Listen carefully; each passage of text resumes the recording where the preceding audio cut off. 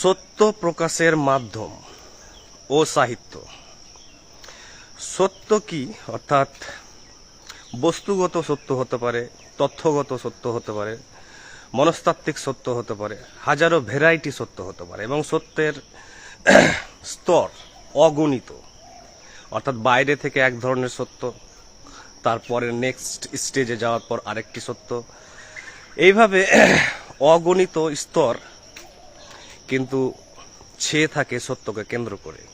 কে কোন সত্যে দাঁড়িয়ে আছে তার জীবনের গুণগত মান সেইভাবে নির্ধারিত হয়। এই সত্য প্রকাশের মাধ্যম অগণিত, অর্থাৎ the medium of expressing truth is manifold and countless.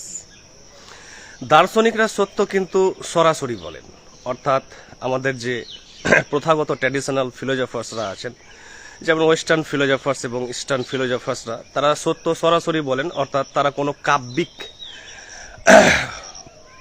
রূপ বা আকার তারা সত্যকে দেন না। তারা সরাসরি কথা বলেন, this is that or this is this, এটা সেটা বা সেটা এটা।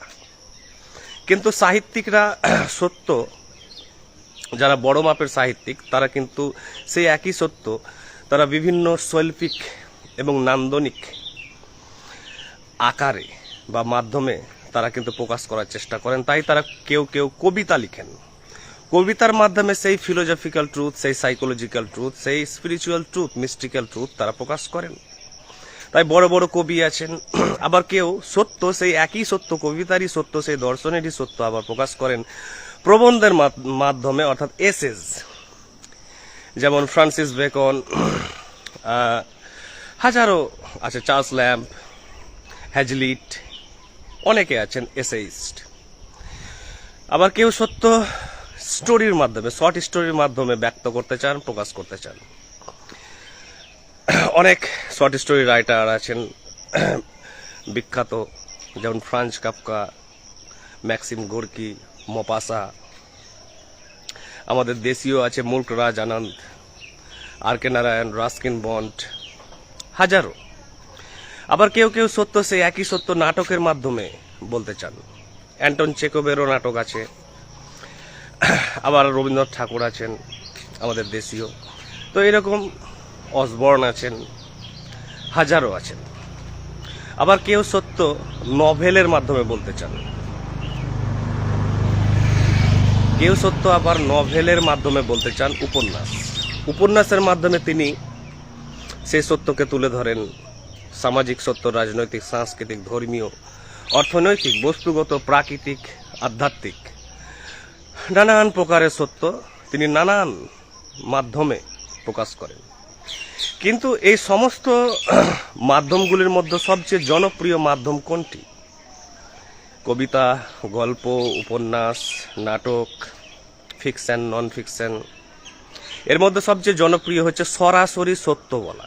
সরাসরি, অর্থাৎ যারা দার্শনিক প্রকৃত ট্র্যাডিশনাল যারা দার্শনিক আছেন, তারা কিন্তু সরাসরি সত্য বলেন। তারা কোনো কাব্যিক আকার বা শৈল্পিক মাধ্যমে যান না, কোনো শিল্পের মাধ্যমে তারা যান না, তারা সরাসরি সত্য বলেন। যেমন হচ্ছে ফ্রেডরিক নিৎসে সরাসরি বলছেন। আবার অ্যারিস্টটল সরাসরি বলছেন, প্লেটো সরাসরি বলছেন, Descartes, John Locke, Immanuel Kant, Hegel, Leibniz, Hume, হাজারো, স্পিনোজা। সরাসরি সত্য কিন্তু মানুষকে দ্রুত এবং প্রত্যক্ষ এবং খুব সহজেই কিন্তু স্পর্শ করে, টাচ করে। তাই সরাসরি মাধ্যমে যারা সত্য বলেন তাদের কথা বেশি মানুষ বুঝতে পারেন, তারা পাঠকরা কিন্তু বেশি অ্যাক্সেস করতে পারেন, অর্থাৎ সেটার সাথে নিজেকে কানেক্ট করতে পারেন। আর কাব্যিক সত্য, অর্থাৎ কোনো পোয়েটিক ট্রুথ বা কোনো লিটারেরি ট্রুথ বা কোনো আর্টিস্টিক ট্রুথ, কোনো শিল্প কলার মাধ্যমে, পেন্টিংয়ের মাধ্যমে সত্য খুব ডিকোড করা, ডিসকভার করা খুব কঠিন। কারণ সেখানে রূপক থাকে, সিম্বলিজম থাকে, প্রতীক থাকে, মেটাফোর থাকে, অ্যালেগরি থাকে। এবং সেখানে যেহেতু একটি নান্দনিক এবং শৈল্পিক জগৎ আছে, সেই জগতে যদি পাঠক ট্রেন্ড না হন, তার যে সেখানে যদি প্রশিক্ষণ না থাকে তাহলে সে সত্য কিন্তু বুঝতে পারবে না। যেমন হচ্ছে ধর্মগ্রন্থের সত্য কিন্তু খুব অস্পষ্ট, কারণ কি সেটা কাব্যিক আকারে লেখা হয়েছে, কবিতার আকারে। সেখানে ছন্দ আছে, অলংকার আছে, রূপক আছে, অ্যালিগরি, মেটাফোর, সিম্বলিজম থেকে শুরু করে হাজারো ভ্যারাইটি যে সাহিত্যের যে বৈশিষ্ট্যগুলো আছে সেখানে এমপ্লয় করা হয়। তাই ধর্মগ্রন্থ বা কবিতার আকারে যে সত্যগুলো আছে বা পেন্টিং ড্রয়িংয়ের আকারে যে সত্যগুলো আছে, যেমন পাবলো পিকাসোর আছে, লিওনার্দো দা ভিঞ্চির আছে, তাদের সত্য কিন্তু পাঠকরা খুব সহজে বুঝতে পারেন না, কারণ সেখানে অনেক কিছু লুকোনো থাকে বিভিন্ন রূপকের পর্দার পিছনে কভার হয়ে থাকে। তাই সরাসরি সত্য আমি মনে করি যে সরাসরি সত্য যদি বলতে হয় এবং সেখানে যদি নান্দনিক এবং শৈল্পিক ব্যাপার কম থাকে, সেকেন্ডারি জিনিস হয়, এবং সত্য যদি প্রাইমারি হয় অর্থাৎ প্রাথমিক হয়, তাহলে সত্য সরাসরি বলাই ভালো বা শ্রেয়, যেহেতু এই সত্য দ্রুত পাঠকের কাছে কিন্তু পৌঁছাবে এবং পাঠক কিন্তু দ্রুত সেটা অ্যাক্সেস করতে পারবে এবং বুঝতে পারবে, এবং সেই অনুযায়ী কিন্তু সামাজিক, রাজনৈতিক, পারিবারিক, মনস্তাত্ত্বিক, ধর্মীয়, আধ্যাত্মিক সমস্ত কিন্তু পরিবর্তন হওয়ার কিন্তু সম্ভাবনা দ্রুত থাকে। তাই আমি মনে করি যে সত্য কেউ হয়তো একটি বিশেষ মাধ্যমে, বিশেষ একটি শৈল্পিক হোক বা সাহিত্যিক হোক বা যাই মাধ্যম হোক, সে হয়তো প্রেফার করেন উনি, কিন্তু সত্য যদি হয় খুব গুরুত্বপূর্ণ, যে আমি সত্য বলতে চাই এবং খুব সত্যকে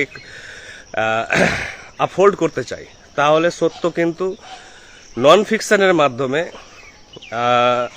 ফিলোজফিক যে বইগুলো হয় সেইভাবেই কিন্তু দ্রুত বলা উচিত এবং খুব সহজ সরলভাবে বলা উচিত, যদি সত্য গুরুত্বপূর্ণ হয় বিষয়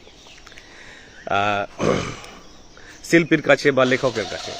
আর যদি সত্য সেরকম ব্যাপার না হয়, সেখানে ম্যাটার না করে, তাহলে সেখানে যদি নান্দনিক বোধ বা শৈল্পিক বোধ এগুলোই গুরুত্বপূর্ণ হয়, তাহলে কবিতা, গল্প এগুলো ঠিক আছে, হয়তো সেখানে নান্দনিক বিনোদনের ব্যাপার আছে, মনোরঞ্জনের ব্যাপার আছে, সেক্ষেত্রে আলাদা। কিন্তু সত্য যদি সমাজ পরিবর্তনের জন্য হয়, ব্যক্তি পরিবর্তনের জন্য হয়, দেশ পরিবর্তনের জন্য হয়, রাষ্ট্র গঠনের জন্য হয়, তাহলে সত্য কিন্তু সরাসরি বলাই শ্রেয়। Thank you.